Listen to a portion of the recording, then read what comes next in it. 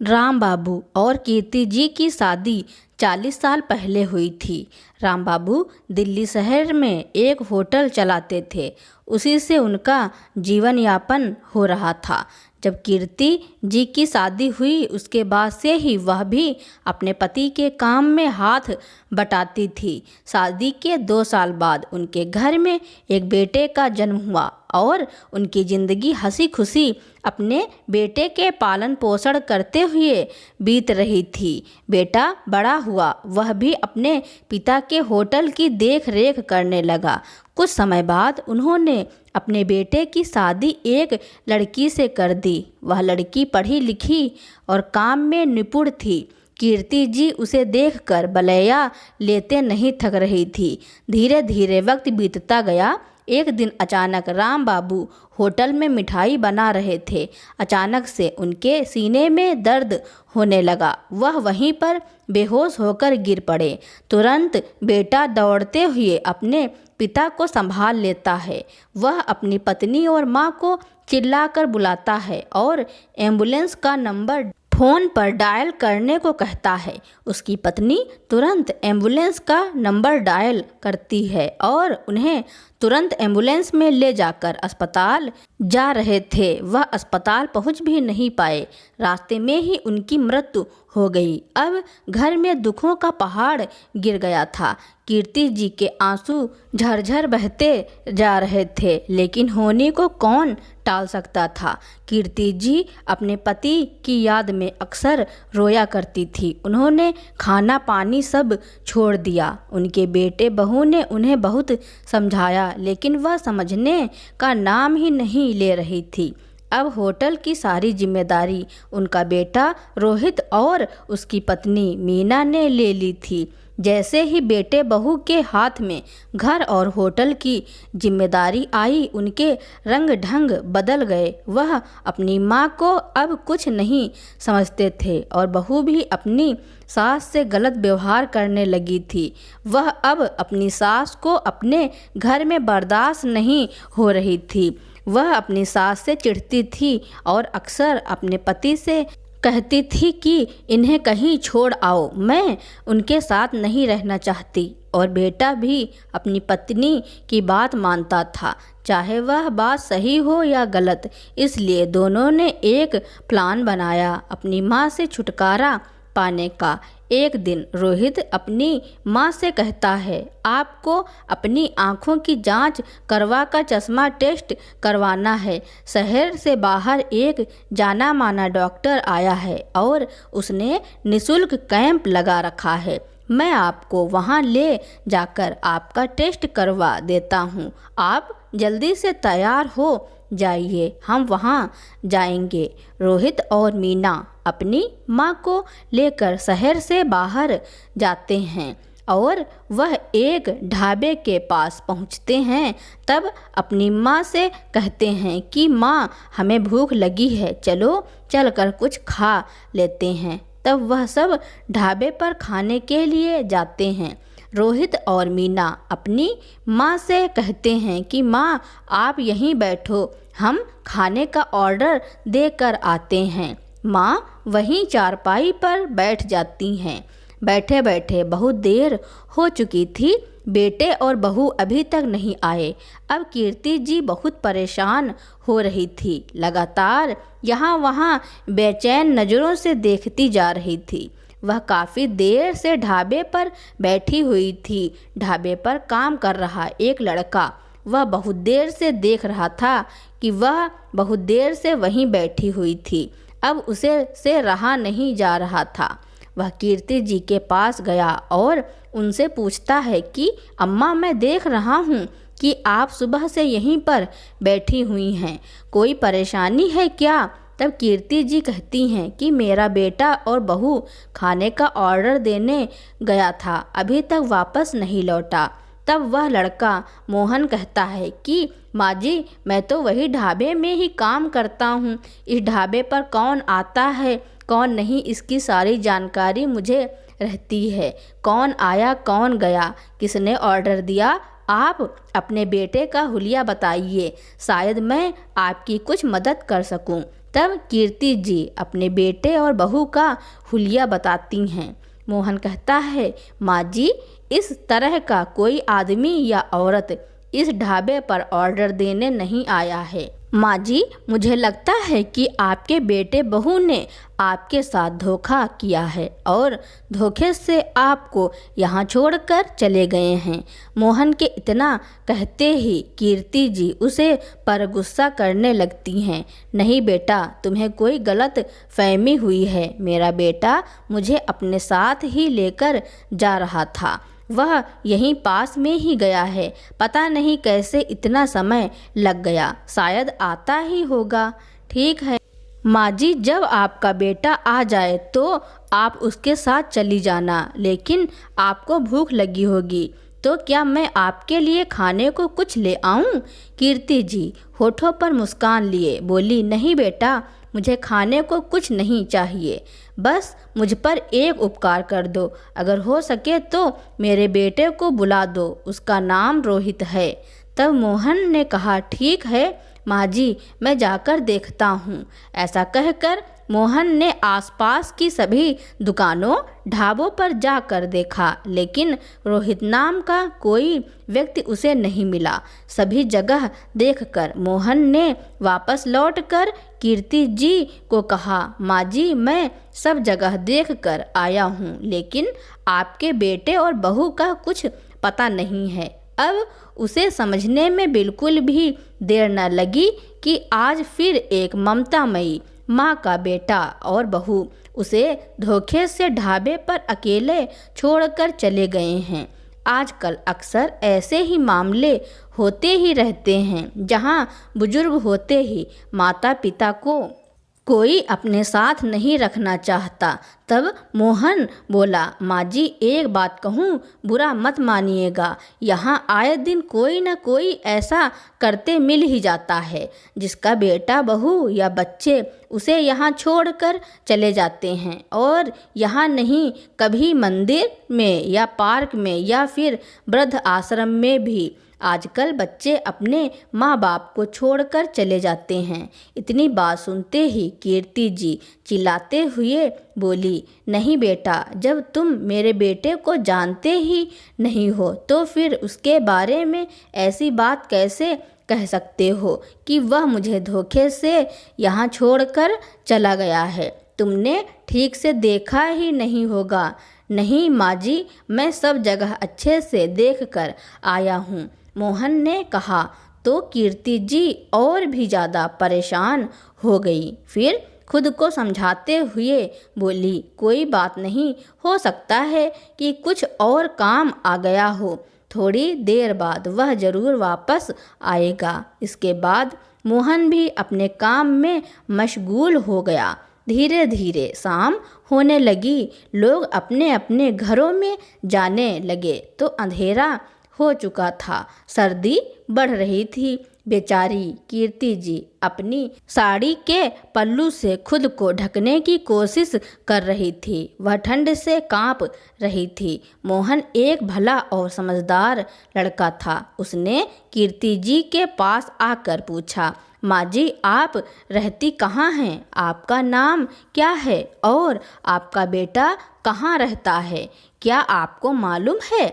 तब कीर्ति जी ने उसे अपना नाम बताते हुए कहा कि बेटा, मुझे अपने बेटे के शहर वाले घर का पता तो मालूम नहीं है, ना ही मुझे यह पता है कि वह किस जगह पर नया होटल खोला है। बस कुछ दिन पहले ही हमें पुराने घर से इस शहर वाले घर में अपने साथ लेकर आया था। यहाँ मैं अपने इकलौते बेटे, बहू और 10 साल की पोती के साथ रहती थी। आज मैं अपने बेटे बहू के साथ अपनी आँखों का चेकअप करवाने जा रही थी। अब तो इंतज़ार करते करते रात होने को आई, लेकिन कोई नहीं आया। तभी मोहन ने कहा, माँ जी, यदि आप चाहें तो आप मेरे साथ मेरे घर पर चल सकती हैं। मेरे परिवार में मेरी पत्नी और 2 बच्चे हैं। यदि आप चाहें तो आप मेरे साथ चलिए, सुबह यहाँ वापस आ जाइएगा। इस पर कीर्ति जी बोली, नहीं बेटा, यदि मैं यहाँ से चली गई और मेरा रोहित बेटा यहाँ आ गया तो वह मुझे ढूंढने लगेगा और मैं ना मिली तो वह कितना परेशान हो जाएगा।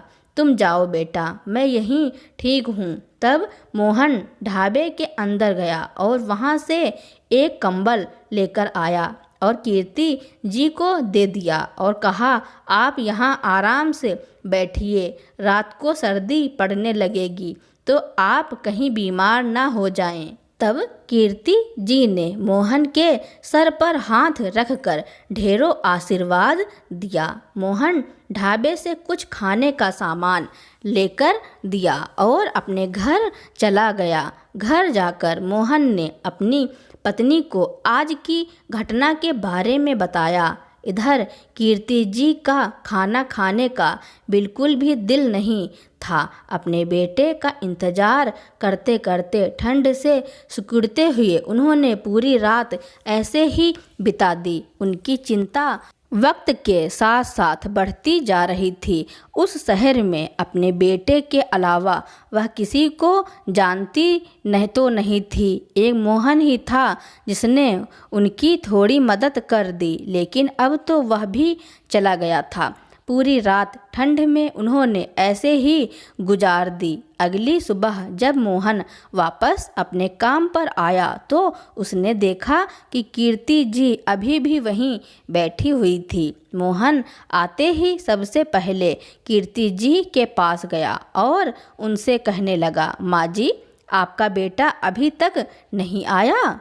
नहीं आया बेटा, ना जाने कहाँ चला गया है, रोते रोते कीर्ति जी बोली। तो मोहन ने उन्हें पानी पिलाया और कहने लगा, माँ जी, मुझे तो कल ही इस बात का शक हो चुका था, लेकिन आप तो माने ही नहीं। आपको अपने बेटे पर आपको पूरा विश्वास था, लेकिन वह आपको छोड़कर हमेशा के लिए चला गया है। आपने जो नंबर दिया था उस पे फ़ोन किया, उसने फ़ोन उठाया नहीं। तब मैंने मैसेज किया तो उसने फ़ोन स्विच ऑफ कर लिया। कल से उसका फ़ोन भी बंद ही आ रहा था। समझ नहीं आता क्या करूं, आपको आपके घर तक कैसे पहुंचाऊं। यह सुनते हुए कीर्ति जी फूट फूट कर रोने लगी। उनकी हालत देखकर मोहन को उन पर बहुत दया आ रही थी। इसी तरह मोहन अपना काम करने लगा और मन ही मन सोच रहा था कि अब शायद माँ जी अपने घर वापस लौट जाएंगी। लेकिन कीर्ति जी वहीं बेंच पर बैठी बैठी आंसू बहाती रही। कुछ समय के बाद अचानक कीर्ति जी वहीं गिर गई। यह देखकर वहाँ मौजूद सभी लोग दौड़कर आए। मोहन भी आया और वह झट से कीर्ति जी को उठाकर ढाबे के अंदर ले गया और उनको पानी पिलाया और थोड़ा सा खिलाया। शायद भूख और प्यास की वजह से वह कमजोरी के कारण गिर गई थी। मोहन को बहुत घबराहट हो रही थी। जब मोहन ने पूछा, माँ जी, आपको यह कैसे हुआ? मैंने तो आपके लिए खाने पीने का सारा सामान रख दिया था। तो कीर्ति जी फिर से रोने लगी और बोली, दरअसल बेटा, कल से कुछ खाया नहीं था, इसलिए शायद कमजोरी के कारण चक्कर आ गया। मेरा खाने का मन नहीं करता। अब तू ही बता, जिस माँ का बेटा उसे अकेला छोड़कर चला जाए, उसे क्या भूख लगेगी? यह बात सुनकर मोहन जल्दी से पास वाले ढाबे में गया और उनके लिए खाना लेकर आया और बोला, माँ जी, पहले आप खाना खा लीजिए, फिर कुछ बात करेंगे। उनके खाना खाने के बाद मोहन ने पूछा, माँ जी, जब आपको पता ही है कि अब आपका बेटा वापस नहीं आएगा, तो आप अपने घर वापस क्यों नहीं चली जाती? फिर कीर्ति जी बोली, बेटा, मैं जाऊं तो कहाँ जाऊं? मेरे बेटे ने तो मुझे किसी लायक नहीं छोड़ा। क्या मतलब? हैरान होते हुए मोहन ने पूछा। तो कीर्ति जी ने बताया, बेटा मैं तो अपने पुश्तैनी घर में रहती थी, इतने बड़े घर में अकेली रहती थी, इसलिए बेटे बहू ने कहा कि माँ अब तुम हमारे साथ ही रहोगी। इसलिए उनके कहने पर घर, ज़मीन, जायदाद सब मैंने बेच दिया। इस उम्र में मुझे क्या करना था, यह सब रुपया पैसा और उनको ही दे दिया। सोचा था अब जिंदगी के आखिरी पड़ाव पर हूँ तो बेटा बहू के सहारे ही तो रहूँगी, और मुझे क्या मालूम था। ऐसा कहते कहते कीर्ति जी की आंखों में फिर से आंसू आ गए। यह सुनकर मोहन को बहुत दुख हुआ, लेकिन वह करता भी तो क्या। वह खुद ढाबे पर काम करके अपना परिवार चला रहा था। उसने उन्हें शांत करवाया और फिर से अपना काम करने लगा। कुछ देर के बाद कीर्ति जी वहाँ से उठकर कहीं चली गईं। रात को घर लौटते समय मोहन ने देखा कि वहीं बगल में बने पार्क में वही बूढ़ी अम्मा बैठी हुई थी, जो ठंड से कांप रही थी। उसी समय वहाँ कुछ कुत्ते आकर जोर जोर से भौंकने लगे, तो वह अम्मा अचानक से डर कर वहाँ से उठ गई। यह सब मोहन ने देखा तो उससे रहा ना गया। उसने उन कुत्तों को वहाँ से भगाया और मोहन एक तरफ बैठकर उसने अपनी पत्नी को फ़ोन लगाया और सारी बातें बताते हुए उनसे अपनी पत्नी से पूछा, किरण, पैसों की कमी के कारण मैं अपनी माँ का ढंग से इलाज नहीं करवा पाया था, जिसका मुझे आज तक दुख है। लेकिन यदि आज इन अम्मा जी को कुछ हो गया तो मैं अपने आप को कभी माफ़ नहीं कर पाऊँगा। इसलिए मैं चाहता हूँ कि मैं माँ जी को अपने साथ घर पर ले आऊँ। मोहन की पत्नी किरण काफ़ी संस्कारी और समझदार थी। उसने अपने पति से कहा, कोई बात नहीं, ज़्यादा कुछ नहीं तो कम से कम 2 वक्त की रोटी और छत तो हम उन्हें दे ही सकते हैं। यदि आपको सही लगता है तो आप उन्हें ले आइए, जितना बन पड़ेगा हम उनकी मदद करेंगे। यह बात सुनकर मोहन बहुत खुश हुआ और कीर्ति जी को लेकर अपने घर पहुंचा। उसका घर बहुत छोटा था, जहां उसकी पत्नी और 2 बच्चे उसके साथ रहते थे। उसके घर पहुंचकर कीर्ति जी बोली, बेटा मेरे कारण तुम लोगों को भी परेशानी होगी। ईश्वर ने मेरे नसीब में जो लिखा है वह तो होकर रहेगा, लेकिन मेरे कारण तुम परेशानी मत उठाओ। इस पर मोहन ने कहा, नहीं माँ जी, हमें बहुत खुशी होगी यदि आप यहाँ हमारे साथ रहेंगी। तभी किरण भी बोली, माँ जी यह बिल्कुल ठीक कह रहे हैं। आप यह सोचिए कि ईश्वर ने आपके नसीब में हमारा साथ ही लिखा है, तो अब से आप इस घर में ही रहेंगी। ऐसा कहते हुए किरण उन्हें अंदर ले आई और बैठने के लिए उन्हें एक कुर्सी दी। थोड़ी देर के बाद परिवार के सभी लोगों ने एक साथ खाना खाया, परंतु कीर्ति जी अभी तक स्वयं को और असहज महसूस कर रही थी। यह देखकर मोहन कहने लगा, माँ जी मैं जानता हूँ हमारे घर में जगह थोड़ी कम है, लेकिन दिल में आपके लिए बहुत सारी जगह है। हमारे बच्चों को आप अपने ही पोता पोती समझिए। अब से आप इस घर की सदस्य हैं। यदि आपको कोई परेशानी होती है तो हमें बताइए। यह सुनकर कीर्ति जी ने भरी आंखों से उनके सिर पर हाथ रखते हुए कहा, सदा खुश रहो तुम दोनों।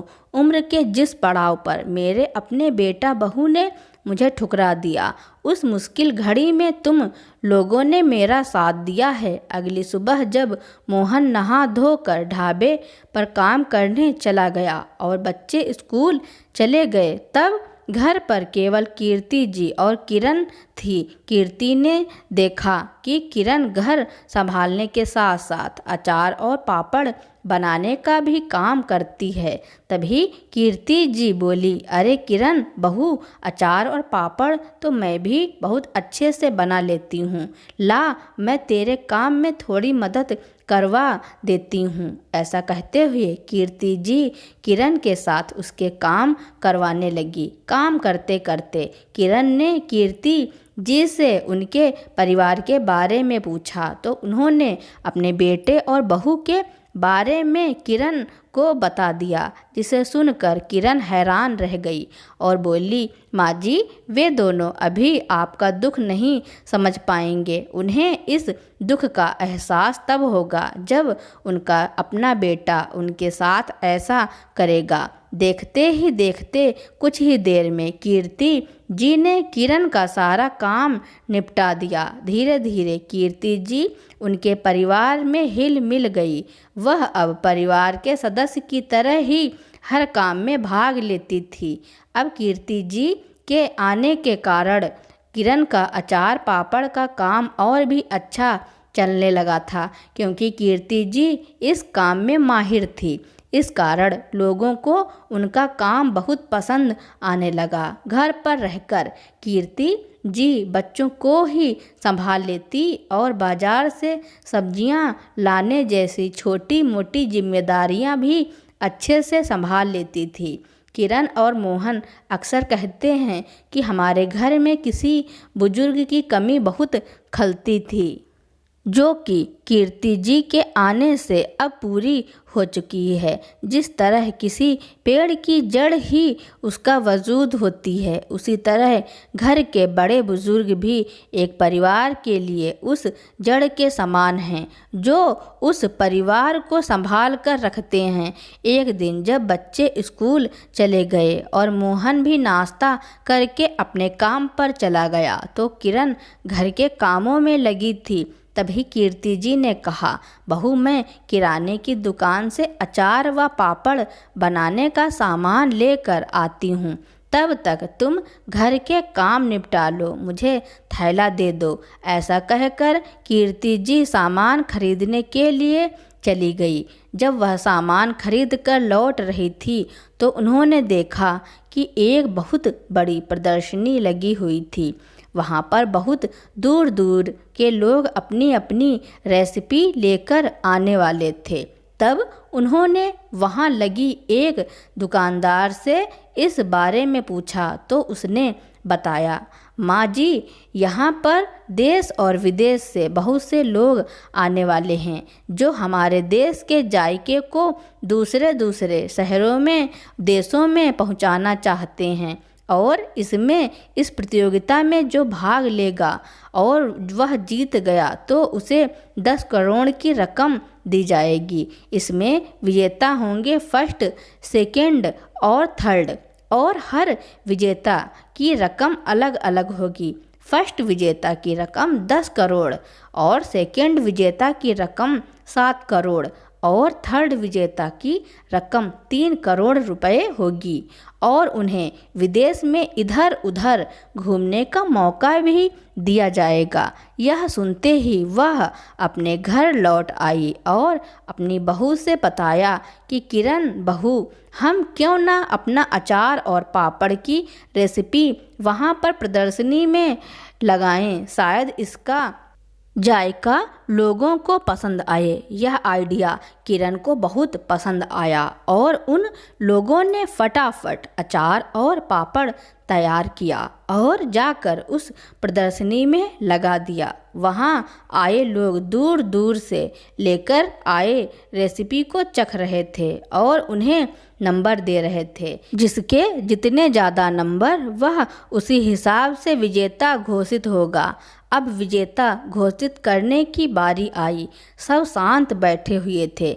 धीरे धीरे विजेता घोषित होने की बारी आ गई। थर्ड और सेकंड विजेता की घोषणा हो चुकी थी। अब फर्स्ट विजेता की घोषणा होनी बाकी थी। सब अपना दिल थाम कर बैठे थे। किरण जी और कीर्ति जी भी दोनों भगवान से प्रार्थना करती हुई बैठी हुई थी। तब अचानक से घोषणा हुई कि फर्स्ट विजेता हैं किरण जी और कीर्ति जी की जोड़ी। यह सुनते ही दोनों सास बहू की खुशी का ठिकाना न रहा और दोनों एक दूसरे के गले लगकर स्टेज पर पहुंची। वहां उनको सम्मान मिला।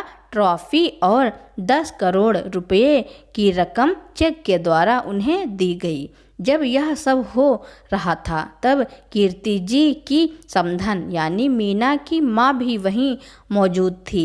वह यह सब देखकर हैरान थी कि कैसे उसकी समधन रोड से उठकर करोड़पति हो गई है। उसने फटाफट यह खबर अपनी बेटी को सुनाई। उसकी बेटी यह सुनकर हैरान रह गई। वह इतना आश्चर्यचकित हो गई कि उसे बेहोशी आने लगी इतने रुपए सुनकर। अब किरण और कीर्ति जी की खुशी का ठिकाना ना रहा। दोनों खुशी मनाते हुए नाचने लगी क्योंकि उन्हें पैसों के साथ साथ बाहर विदेश में घूमने का मौका भी मिला था। यह बात मोहन को बिल्कुल भी पता नहीं थी। जब वह शाम को घर आया देखा तो उसकी माँ और पत्नी खुशी से झूम रही थी। यह नज़ारा देखकर मोहन बोला, अरे वाह, क्या बात है, आज तो आप दोनों बड़ी खुश नज़र आ रही हैं।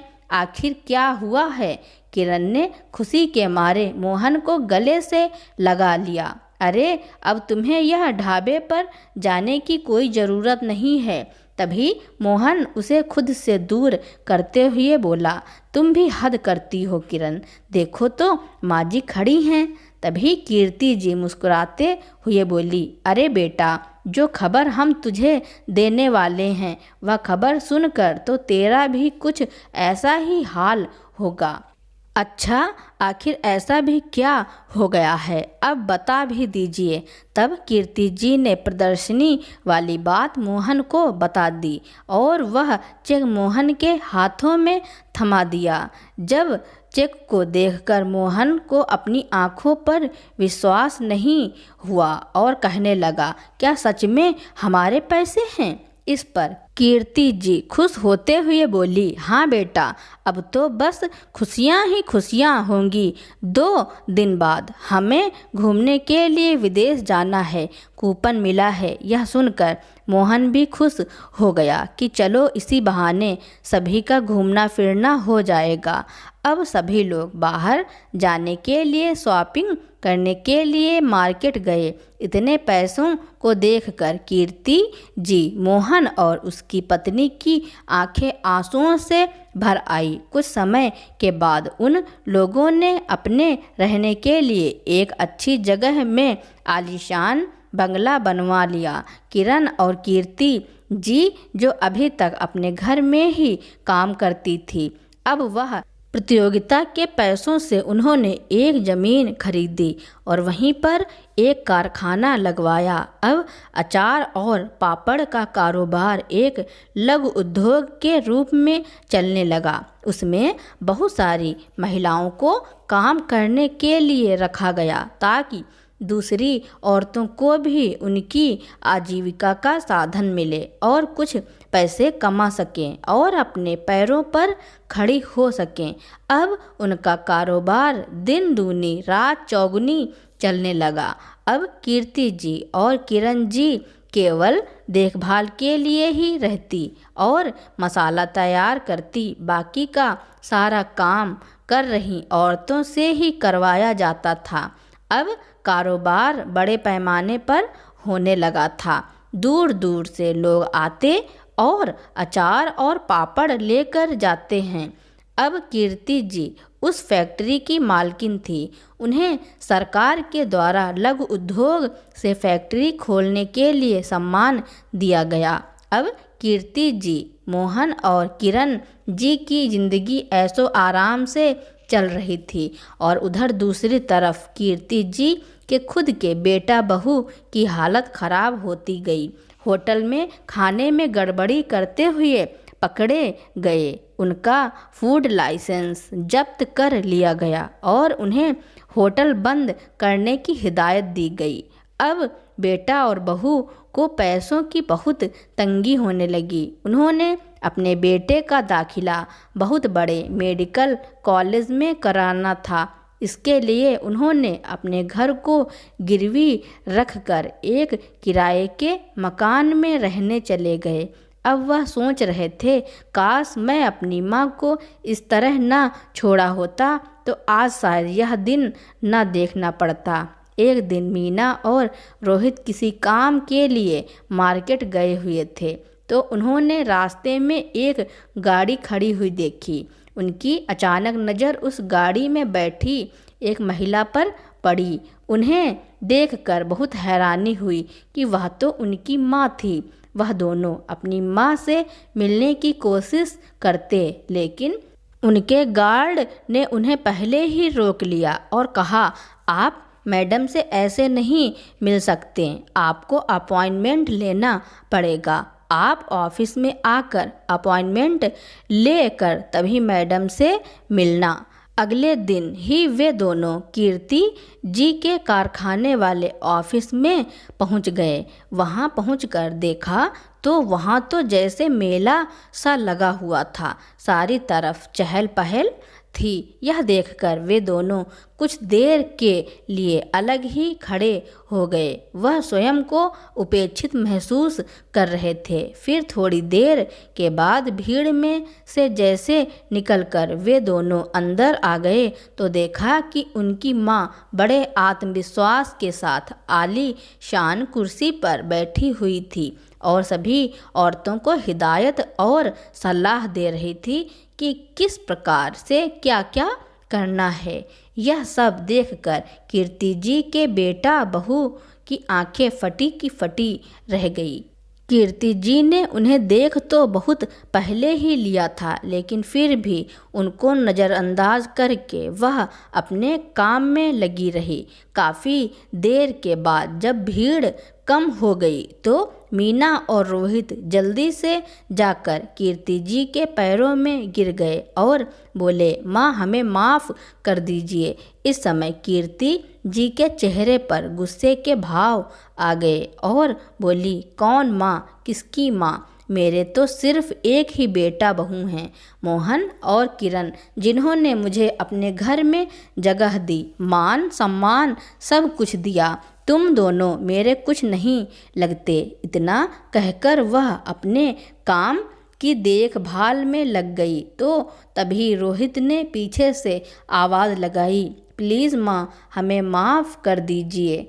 अब मेरा होटल बंद हो गया है और मुझे कहीं और अच्छी जगह नौकरी भी नहीं मिल रही है। हम लोग कहाँ जाएंगे? माँ हमें एहसास हो गया है कि हमने बहुत बड़ा गुनाह किया है। यह सुनकर कीर्ति जी ने उन्हें गुस्से भरी नज़रों से देखा और कहा, बेटा इसे ही कहते हैं भगवान की मर्जी। उसकी लाठी जब पड़ती है तो इंसान कहीं का नहीं रहता। फिर उनकी बहू मीना बोली, माँ हम लोग आपके पास रहना चाहते हैं, लेकिन मैं तुम्हारे साथ नहीं रहना चाहती। अपने वृद्धावस्था में मैं इज्जत के साथ रहना चाहती हूँ और वैसे भी एक बार तुम्हारे हाथों ठोकर खा चुकी हूँ। बार बार तुम पर विश्वास करने की गलती मैं नहीं कर सकती। तभी मीना बोली, लेकिन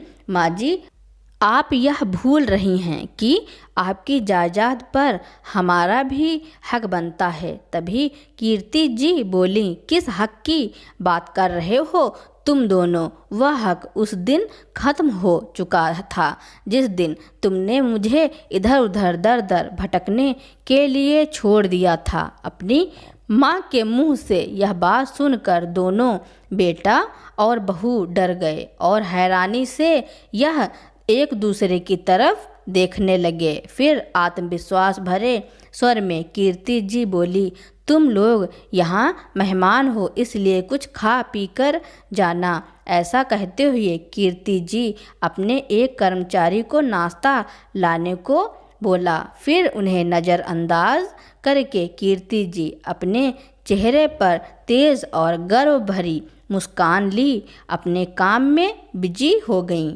और बेटा बहू अपना सा मुंह लिए अपनी माँ को जाते हुए देखते रहे और उदास मन से अपने घर चले आए। अब उन्हें अपनी गलती का एहसास हो चुका था कि उन्होंने जो अपनी माँ के साथ किया, कोई भी माँ अपने बेटे और बहू को माफ़ नहीं करेगी। दोस्तों, इस कहानी के बारे में आपका क्या कहना है और यह कहानी आपको कैसी लगी, कमेंट में ज़रूर लिखना। मेरी कहानी सुनने के लिए धन्यवाद। अगर मेरी कहानी आपको अच्छी लगती हो या फिर मेरे चैनल पर नए हो तो मेरे चैनल को लाइक, कमेंट, शेयर, सब्सक्राइब एवं बेल आइकन का बटन दबाना ना भूलें ताकि मेरी नई नई कहानी आप तक पहले ही पहुंचती रहें।